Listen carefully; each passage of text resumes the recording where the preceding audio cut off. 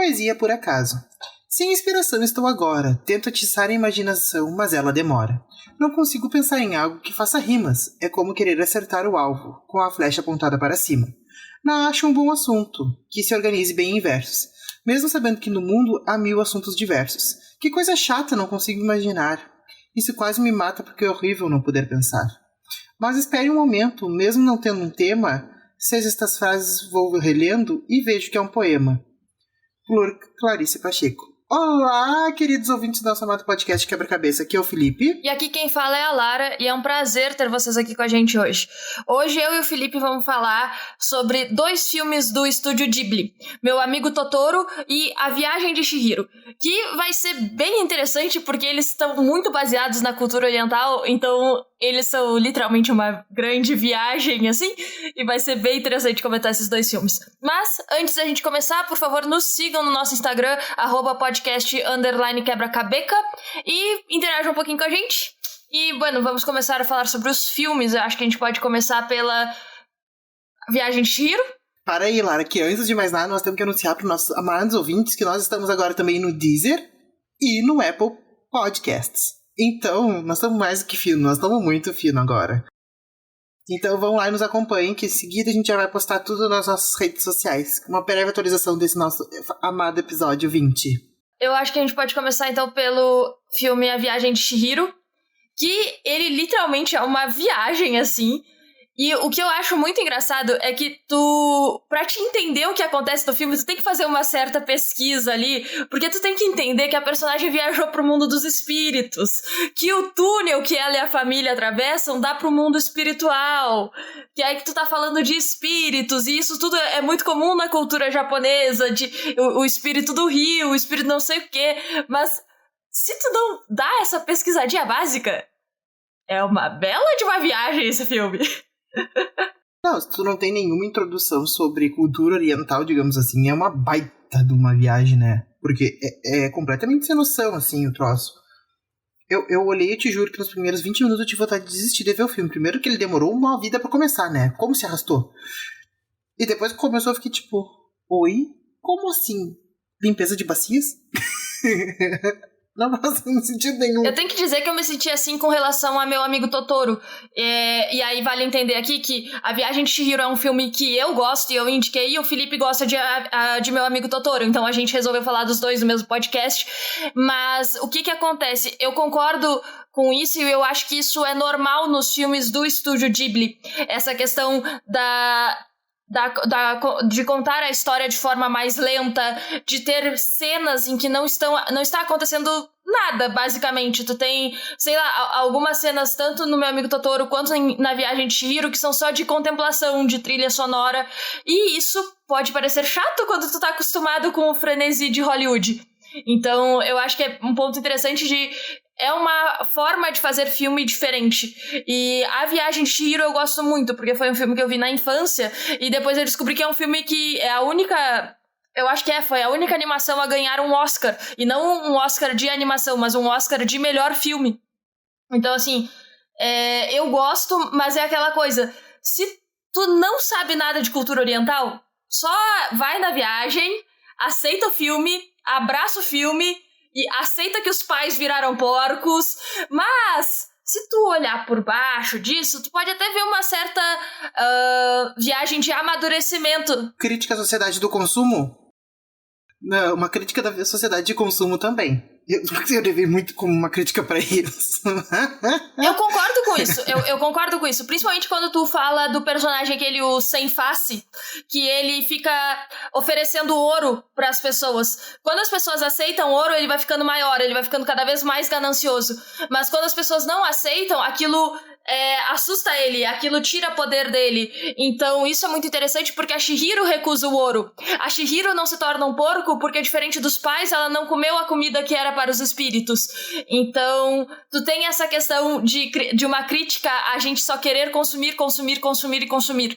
E tipo, isso vem até na própria fala do pai da Chihiro no início do filme, quando ele começa a comer, dizendo: não, eu tenho cartão de crédito, eu tenho cheque, eu tenho dólares, eu posso pagar aqui o que for. Eu falei dólares porque eu assisti o filme em inglês, mas provavelmente era a moeda que fosse. E então ele podia pagar pela comida. E aí parece que tudo se resume a isso, tudo se resume a dinheiro. Eu vou dizer que essa vergonha eu passei no crédito, porque eu vi dublado, porque eu não conseguiria assistir Meu Amigo Totoro se não fosse dublado. Porque Meu Amigo Totoro, como a Lara já disse, é meu desenho de infância. Então é sempre uma viagem toda vez que eu vejo ele. E daí, não assistir dublado pra mim perde toda a magia. Então eu tenho que assistir dublado. Daí eu pensei que a viagem de Chihiro também seria mais ou menos o mesmo esquema. E daí eu segui, assim. Mas a viagem de Chihiro, desculpa se eu te cortei, mas assim, me remete a uma jornada de amadurecimento, descoberta e uma crítica ao consumo e ao crescimento desenfreado e também um pouco de ficção, assim, sabe? Eu não sei, é uma mistureba muito louca. É uma grande mistura de temas. Eu gosto muito da jornada de amadurecimento da Chihiro. Como do início ela parece extremamente mimada, e tu não imagina que aquela garota do início no carro e reclamando de tudo, ela ia simplesmente aceitar ter que trabalhar numa casa de banho e limpar banheiras e coisa assim. Tipo, tu não imagina isso. E aí ela vai amadurecendo, ela vai crescendo, e isso se torna bem interessante de assistir, como ela se torna uma criança diferente no final. E aí eu acho que ela sai de uma criança muito mimada pra alguém um pouco mais sensato. Eu particularmente ia gostar mais de interagir com a Chihiro do final do filme do que a do início. A do início eu ia querer dar uns tapas, porque, meu Deus! Por outro lado, outra coisa que me chamou muita atenção é o poder do nome. E aí isso me veio muito uma reflexão sobre identidade, porque como que a dona daquela casa de banhos prendia todo mundo trabalhando pra ela. Ela roubava o nome dessas pessoas e dava um outro nome a elas. E aí essas pessoas esqueciam seus nomes, e quando tu esquece o teu nome, tu perde a tua capacidade de sair dali. Então todos estavam presos porque esqueceram seus nomes. E aí a Chihiro até esquece, mas depois ela é lembrada pelo outro personagem qual é o nome dela. E aí quando ela lembra o nome desse outro personagem, ele acaba se libertando também. E isso é interessante, pensar em identidade. Tá, para aí. Um ponto que a gente tem que levantar aqui. Do nada, ela se lembra do nome dele. Amada. Não, e do nada brota uma irmã gêmea. Eu fiquei tipo assim, gente, eu troquei de filme e não me lembrei. E não vi, não percebi. O que tá acontecendo? Tipo, o filme tem um plot twist muito mal explicado nos últimos 20 minutos dele, que tu fica tipo assim, não... O que tá acontecendo aqui? Essa questão dela lembrar o nome dele é porque quando criancinha, ela quase caiu num rio. Ela caiu num rio e a mãe dela salvou ela. E esse é o ponto. O Haku, ele é o espírito daquele rio. Então, tu tá no mundo espiritual, aquele rio tinha um espírito. Aquele rio foi aterrado pra construir a cidade. Então, ele já foi mais ou menos assim que ele foi desaparecendo, por assim dizer também. Foi ficando mais fraco. Então, ela lembra o nome do rio porque foi o rio onde ela caiu. Então tu tem essa conexão, mas não fica bem claro. Tu tem que prestar muita atenção pra entender isso. E a questão da irmã gêmea é muito bizarro mesmo. Não, a questão da irmã gêmea se propaga por um papelzinho. Eu fiquei tipo, amada, como se meu vizinho de papel tivesse vida, mas tudo bem. Não criticando. É magia. Não criticando. É magia, tu aceita o filme, tu abraça o filme. E daí o espírito sem cara resolve ficar. Eu fiquei tipo, oi? Como assim, amada? Tipo... vou ficar aqui, gostei dessa velha, vou morar com ela, achei ela com uma cara simpática. É aqui que eu vou morar. Tipo, oi, do nada, ninguém te convidou quase, meu querido. Tu praticamente autoconvidou pra ficar lá. Não, ele é um filme muito bizarro, assim, tipo... Em questão de... Ele não explica muito o background das histórias, ele não explica aquele mundo. É justamente isso, é uma história que acontece naquele mundo, mas ele não explica esse mundo. Então tem que captar pelos detalhes e pesquisar depois. Não, o que eu fiquei, tipo... O que eu tava falando da sociedade do consumo mesmo, pra mim, pegou forte. Não só na parte do ouro, mas pegou parte... também, assim, quando... coisa aquele do monstro de sujeira, lava, sujeira, sei lá, Tipo, porque daí, tipo, tirando uma parte dele, saiu toda a poluição que tava, digamos, no rio do espírito, entendeu? Que pra mim parecia um rio ou qualquer outro lugar, assim, enfim, entendeu? Sim, aquele era um espírito d'água, eu acho que era o espírito de algum outro rio, e ele tava todo sujo, todo enlameado, mas aquilo era reflexo da poluição do rio no mundo real, que refletiu do espírito dele. E aí, tipo, assim, tu tirava, acho que era um pedal da bicicleta e saiu um monte de coisa dali de dentro. E aí é de pensar até, tipo, o que a gente faz com os nossos rios hoje em dia. Não, é exatamente. Eu levei com muito uma crítica do nossa sociedade, assim, sabe? Porque me fez refletir bastante coisa sobre, tipo, que as coisas têm significado, que as coisas têm sentido, que nada tá ali por acaso, entendeu? Eu levei muito por esse lado, assim, também. Eu acho que é por isso que ele fez tanto sucesso no mundo ocidental, entendeu? Porque quem presta mais atenção no filme pega esse background, assim. O estúdio Ghibli é um estúdio que concorre... Eu nunca vou dizer pau a pau com a Disney, porque ninguém concorre com a Disney tá virando um monopólio.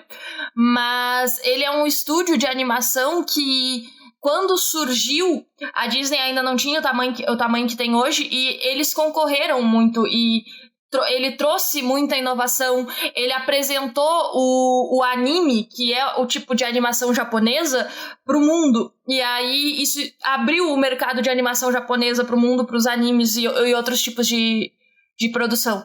Então eu acho bem interessante. E eles têm esse mesmo estilo de filme, que é um pouco mais contemplativo, que envolve mais essa viagem. E aí eu vou contar só a minha história de infância com Chihiro, e aí eu acho que a gente pode começar a falar sobre o meu amigo Totoro. A Viagem de Chihiro eu assisti na época da fita cassete, tá? Eu assisti pela primeira vez na fita cassete verde, tá? Então, pra ter uma noção, faz muitos anos. Eu aluguei o filme de Sonic e tava a fita errada lá dentro. Tava a fita de A Viagem de Chihiro. Eu sei que eu não devolvi A Viagem de Chihiro. Eu peguei alguma outra fita que eu tinha, eu coloquei que eu não gostava, eu coloquei dentro de Sonic, devolvi e fiquei com A Viagem de Chihiro. Eu roubei um vídeo da locadora. Foi basicamente isso. A gente se perdoa, Lara. O crime já prescreveu faz mais de 10 anos. E aí, o que acontece? Quando eu assisti, eu devia ter uns 6, 7 anos. E aquele filme me assustou. Eu fiquei com medo, que os pais tinham virado porcos. Aquilo me deu um cagaço. Tipo, eu fiquei com medo de assistir aquele filme. Eu assisti pra terminar. E depois eu nunca mais toquei naquele filme por muitos e muitos anos. Até uns anos atrás, que eu assisti de novo na internet. Porque eu fiquei com medo dele. Mas, tá aí, tipo, é um filme que eu gosto bastante, que marcou minha infância, assim. E eu posso dizer o mesmo de Meu Amigo Totoro. Meu Amigo Totoro, eu assisti a Fernanda, minha irmã, pra quem não conhece. Ela tinha uma coleção de vídeos da Panvel, época que a Panvel dava fita cassete, imagina, gente, lá, década de 90, né? E aí, tipo, tinha tipo, filmes, eu me lembro, assim, de cabeça, assim, eu me lembro do Denis o Pimentinho, que eu amava, e do Meu Amigo Totoro, que era o que eu mais amava também. Sim, eu assisti muito, eu esfolei o filme, eu acho, não sei nem como foi que ele durou tantos anos na minha mão. E eu assisti ele muitas vezes, e eu me lembro de ser pequeno, assim, eu me rebobinava lá o fita cassete e assistia de novo, porque eu gostava muito. E hoje eu tava olhando assim, eu ainda tenho vontade de pegar a May e botar ela no potinho, porque ela é muito fofa. Eu acho que isso é um bom começo pra gente começar a falar do Meu Amigo Totoro. É um filme extremamente fofo, e apesar dele ter o seu grau de viagem, assim como a Viagem de Chihiro, porque tem o seu grau de cultura oriental e cultura japonesa, e dos mitos e folclores, ele é mais fácil de tu entrar nessa viagem, porque, sei lá, não é um mundo inteiro, você passa a maior parte no mundo real, entre aspas. Então, tipo, ele é mais fácil de tu aceitar. E sei lá, ele é muito legal, apesar de, em alguns momentos, me dar muita aflição. Sei lá, tipo, no início, quando elas chegam na casa nova, elas estão mexendo naquele negócio de madeira velho, parece que já vai cair em cima delas, e eu fico, tipo, toda aflita. E elas não estão aflitas, porque elas são crianças, e isso mostra muito o que é o filme, da simplicidade da infância, da alegria da infância, de tu só te divertir, de tu só ser criança. Não, e o Meu Amigo Totoro, não sei se tu percebeu que o Totoro, ele é o espírito da floresta, né? Não sei se tu chegou a entender essa parte, assim. Então, ele sendo o espírito da floresta, ele consegue, tipo, ter poderes, entendeu? Tipo, aquela hora que ele pula e cai um monte de chuva das árvores. Ele sabia que aquilo ia acontecer, mas ele gostou do barulho no guarda-chuva. Eu achei o máximo. Não, o Totoro, ele tinha tudo pra ser assustador, e ele parece assustador com os barulhos que ele faz, e quando ele ronca, parece que ele tá grunhindo pras garotas, mas ele é fofo, ele é extremamente fofo, e as ações dele são amáveis, então, tipo, elas não ficam assustadas com ele. E isso tipo assim, é muito bonito de ver, até porque ela só... parece que só crianças, só pessoas puras de coração conseguem enxergar ele. Os adultos já não conseguem mais enxergar ele, nem aquele ônibus gato que é extremamente fofo. E eu tive muita vontade de dar uma volta naquele ônibus, porque coisa mais fofinha. Meu sonho de infância, não te negarei, é ter o Totoro em pelúcia. Eu ainda vou comprar o Totoro de pelúcia. Me aguardem. Ah, se eu soubesse, eu tinha te trazido ele do México, Felipe. Eu nunca achei aqui pra comprar, assim, tipo, dando uma sopa, assim, nunca vi. Eu tinha ele pra comprar onde eu comprei o meu APA de pelúcia. Aquele momento que bate uma invejinha, né, gente? Mas tudo bem. Não, e daí sabe que, tipo, o meu amigo Totoro, ele me lembra muito, assim, tipo, do que é ser criança, do que é a infância, do tipo, de não ter maldade, de ver esperança nas coisas, tipo, quando elas plantam sementinhas, que ele faz as sementes crescerem e ficar uma árvore gigantesca, entendeu? Porque ele tem esse poder. Que elas queriam muito ver como é que ia ficar, porque elas já não iam estar mais lá quando a árvore realmente crescesse. E, tipo, e tem todo o background também da história, que é a mãe delas, né? Que tá sofrendo muito no hospital e tal. Sim, e tem toda essa dinâmica familiar da mãe. Acho que é tuberculose o que ela tem, mas não fica claro. Tipo, a mãe tá doente, o pai tá fazendo o seu melhor pra manter as crianças felizes, manter a questão da casa. E aí as irmãs estão ali tentando ser crianças, tentando lidar com a tristeza de não estar com a mãe presente, ao mesmo tempo em que a irmã mais velha tenta cuidar da pequena e elas são muito amigas. Tipo, essa dinâmica familiar do filme é muito interessante e muito bonita de ver também. E aí toda essa questão com o Totoro, com ele dá as sementes de presente pra elas por um ato gentil que a personagem tem com ele sem querer nada em troca, e depois ele ajuda elas a fazer a árvore crescer. Claro, a árvore cresce completamente no mundo dos espíritos, mas na manhã seguinte, no mundo real, tá ali. Finalmente as plantinhas germinaram, finalmente elas têm as primeiras folhas do que vai um dia se tornar aquela árvore. Mas como tu mesmo disse, elas nunca vão ver a árvore de fato, a árvore no mundo real daquele tamanho como elas viram na noite no mundo espiritual. Não, e eu acho assim, a parte mais tensa do filme pra mim, sem sombra de dúvidas, é a hora que a May sai correndo enlouquecida pela estrada. Não te deu um aperto no coração? Um pouco, mas de novo, o filme como um todo, ele me passa essa certa aflição. Justamente por isso, porque as protagonistas são duas crianças, e quando tu é criança, tu não te preocupa tanto com as coisas. E aí, tu assiste esse filme já sendo maior, tu fica aflito em certas situações, porque elas estão fazendo aquilo na inocência, e tu só fica pensando, vai dar ruim, vai dar ruim, vai dar ruim, vai dar ruim, não deu. Vai dar ruim, vai dar ruim, vai dar ruim, não deu. Ixi, foi por pouco. Não, e o filme inteiro, ele se passa nessa pequena aldeiazinha, né? Então, tipo, eles têm uma avó que não é a avó deles, mas que elas tratam como vó, que cuida delas quando precisa, os ensinamentos básicos. Tem um pequeno romance adolescente acontecendo no fundo, assim, que o menininho aquele é muito apaixonado pela irmã mais velha, né? Então tem todo esse background de adolescência, assim, também, passando, dificuldade de família, é uma coisa muito louca, assim, eu acho que por isso que esse filme é tão bonitinho. Eu concordo, tipo, o filme como um todo ele é bonito, mas eu tive com ele a mesma sensação que tu teve com A Viagem de Chihiro. Eu achei ele lento. E aí eu acho que vai muito disso. Talvez ele pegue mais fácil pra crianças, mas quando tu é mais velho, eu acho que tu consegue assistir melhor se tu já tem algum apego emocional com eles, eu não tenho certeza. Mas sei lá, A Viagem de Chihiro pra mim é de boas de ver, mas eu achei Meu Amigo Totoro lento.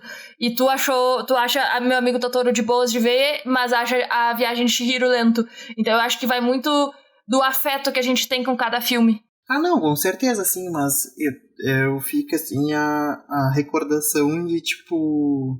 Não é que... São filmes bonitinhos, entendeu? Parece que te traz pode ter, tipo, uma sensação de familiaridade, sabe?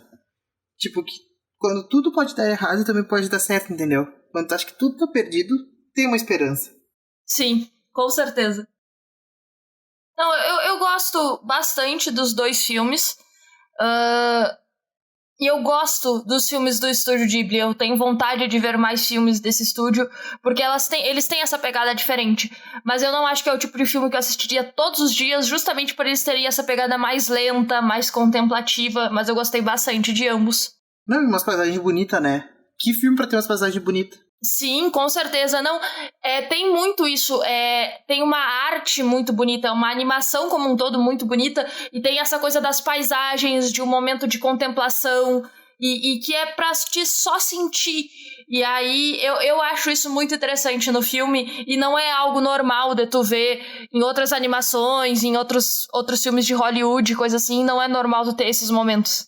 Então tá, Lara, acho que a gente pode ir pro nosso momento de quebra.